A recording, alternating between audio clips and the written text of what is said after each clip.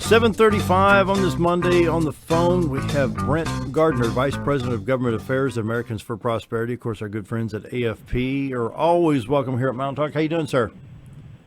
Thanks for having me on. Hey, it's my pleasure.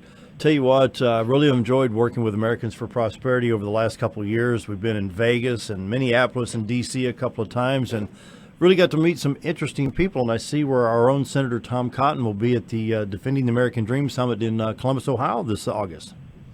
Yep, we're really excited to have him. I think there's going to be him along with a number of other great champions, folks that are doing the right things here in D.C. and in the States as well. And in fact, tomorrow, this very time, Senator Tom Cotton will be using the very time you're using today. Oh, that's great. Yeah, he'll be calling in tomorrow. So I'm going to give you as much time as we have available here. What's on your mind today from AFP? Well, I think one of the things that we're looking at right now, of course, is the fight against the Export-Import Bank, something that AFP has been engaged in for over a year right now. And this is a credit agency that was put together in the 1930s. It's a holdover of the New Deal.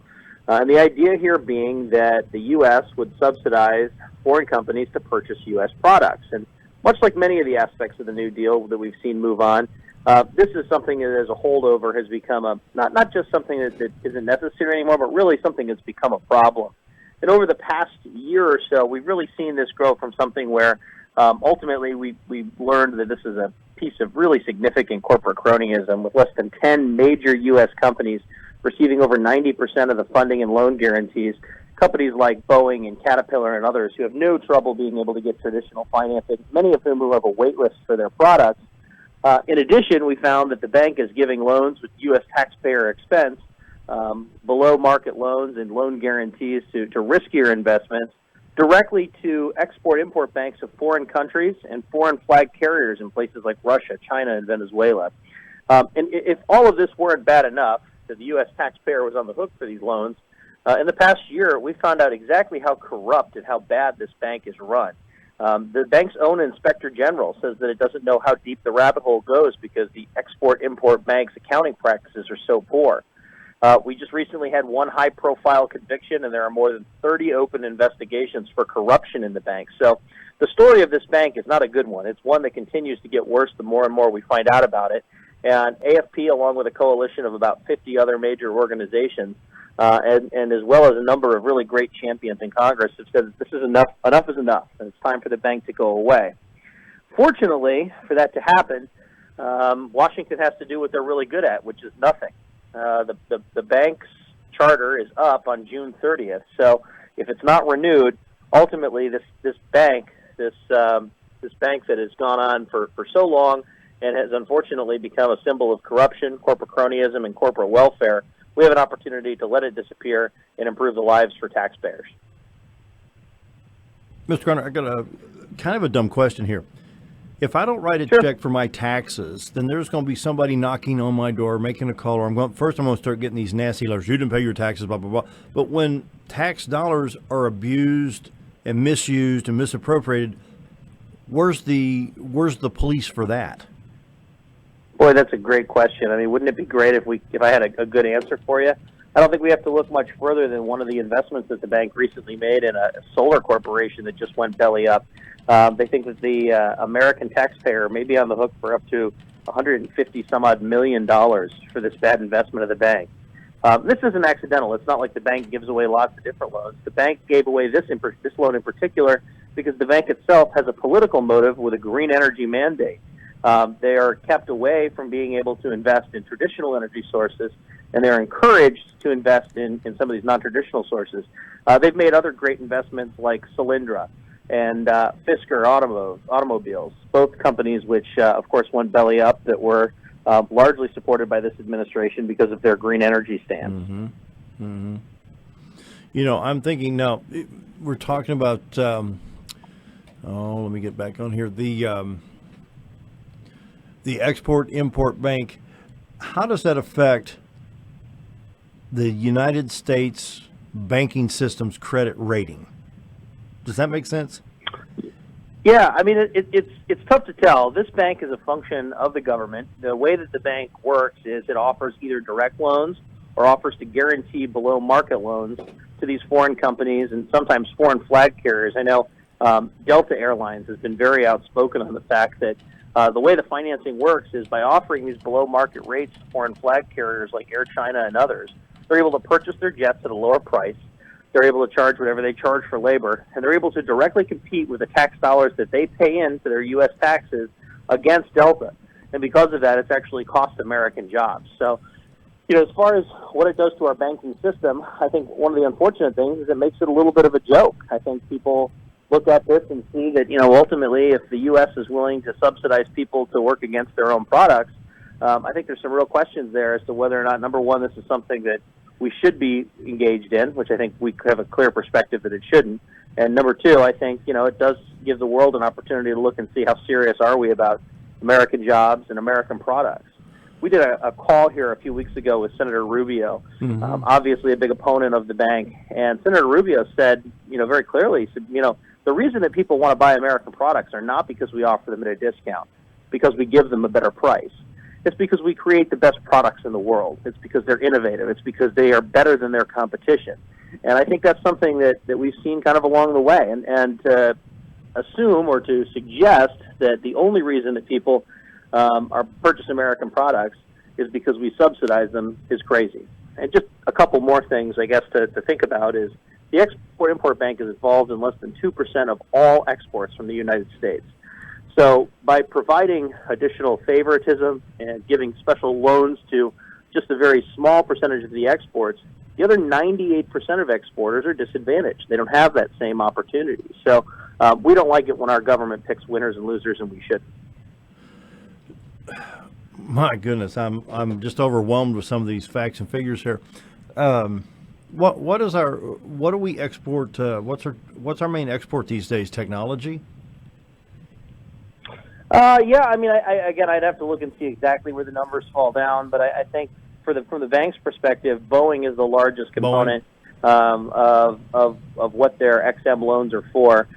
They're wide-body jets, which is interesting. Again, Boeing has been a major supporter of the bank. They've spent tens to hundreds of millions of dollars to try and keep the bank alive, ultimately claiming that it was a necessity for their business. But when you look at the facts, that doesn't bear out either.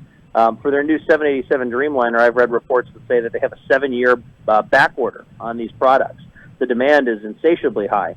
And with what I think a lot of experts are saying now is a likely lapse, at least, in the Export-Import Bank come the end of June, where the bank would stop being able to originate new loans, Boeing did what we've said that companies and that the free markets would be able to do the whole time. They've announced that they're going to start doing their own private financing until such time as people can find other vehicles. So the argument here isn't that credit should be available to these folks. The argument here is that in a free market society, we believe that ultimately there's private industry that can step in and do this in such a way that the government shouldn't be doing this. And I think it was Ronald Reagan who said that the government shouldn't be involved in any business that you can find in the yellow pages.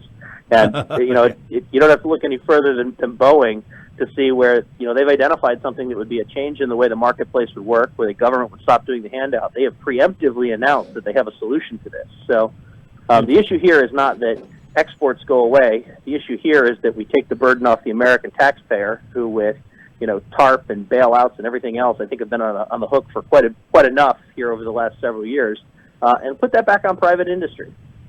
How does government contracts affect this program you're talking about? So let's say that Israel calls and said, we need 25 more fighter jets, and they get a government contract. Is this part of that, or is this a separate handshake agreement totally away from what we're talking about?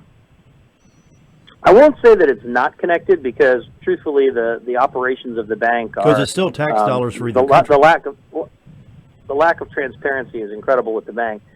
More than likely, this would be a company like Air China who would contact and say, Air China, who's truly wholly owned by the Chinese government, would make a purchase of Boeing jets through this loan arm at a below market rate. And I can't remember exactly the numbers, but I think it worked out to, when it came out to the discount rate, that every fifth or every seventh jet that they purchased was basically free because of the amount of the rate down that they were able to get through the Export-Import Bank. So American carriers that are flying those same routes do so at a higher cost, therefore reducing their profit margin, and also allowing companies from these foreign flag carriers and private operators as well overseas to be able to charge less and to be able to gain market share. So worst part about this whole thing is that there are actually aspects in the bank's charter that say that they can't do that they can't do things that are going to interfere and compete directly with American products.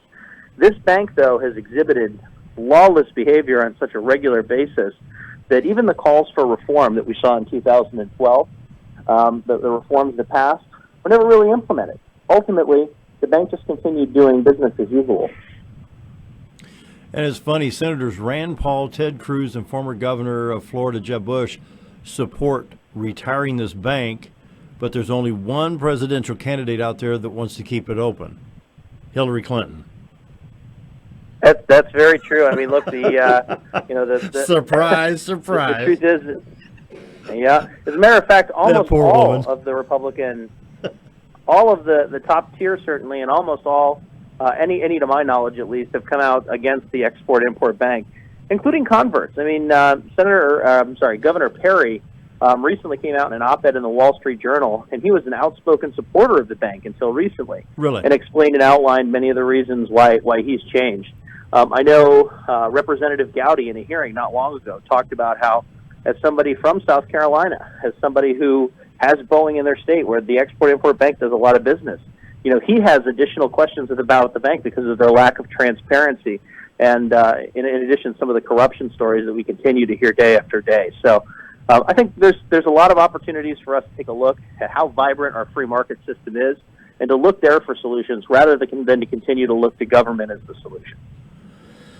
There again, Mr. Gardner, I think, I can't really pick out one particular party because Republicans and Democrats both would be guilty on this. We're not policing the actions of our own government, whether it's in the Export-Import Bank or even with our own IRS. I think what the IRS code's like 80,000 pages. How can we police that? Why do we have to make things so complicated? Well, I can't agree more. I think, and quite frankly, there's challenges for Republicans with the bank as well, because certainly a number of folks here, the big supporting group that has to do this to get this bill over the hump, are Republicans. And I think the question is whether or not you're or pro-business or whether you're pro-free market. Cronyism has become a major problem for all parties involved. But I think back to your initial question, how do we take care and handle, all of these issues? I think the first thing we have to do is start to say there's a problem that we can tackle, and we need to tackle that first. And if you take a look at the Export-Import Bank, is this the biggest issue that faces us? Is this the most complex? No. But it's a perfect symbol, and it continues to grow as a perfect symbol of corporate cronyism, government picking winners and losers, corruption within the government. Ultimately, it's become a very significant symbol that is not of significant size. And I think the question we have to ask ourselves and our elected officials is, if you can't tackle this very basic issue, this issue that continues day by day as we put more sunlight on it to find out exactly how bad it is and how easy it is to get rid of it, if we can't meet this very low bar, how can we take on the bigger issues like IRS reform, like corporate tax reform? So I think ultimately the question we have to ask our folks is, I'd rather not hear about what we can't do when the opportunity to do something by doing absolutely nothing is right in front of us. Real quick, we've got about a minute and 20 seconds before we have to end the conversation, sir. It's been a pleasure to have you on Mountain Talk 97 here in Mountain, Arkansas. Happy to be on. For more information, people can go to the AFP website? Absolutely. And if they're interested in Export-Import Bank, we actually have a specific website for that. It's www.break-the-bank.org. Very good. Visiting today with Brent Gardner, Vice President of Government Affairs at Americans for Prosperity, our good friends with AFP. Sir, it's been a pleasure to have you on today. Wish you the best. Thanks so much for having me on. Thank you. Thank you, sir. We'll be back right after this. 7:52 on a warm Monday already. The humidity is going to be very high again, but it's June in Arkansas. We got to wear the air for a while. Maybe the cold front will push on through, and it'll be a little bit more comfortable. Otherwise, well, we'll just put up with it. Beat snow any day.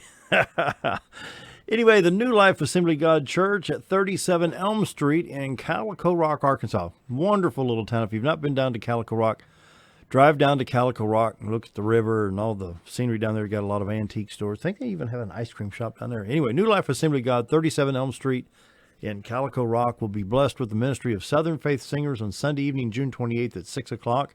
There's no charge for this, but there'll be a free will offering received to defray the expenses. Pastor Harry Hunter and the congregation of New Life Assembly invite you to join them. I'm sure it will be a fantastic time.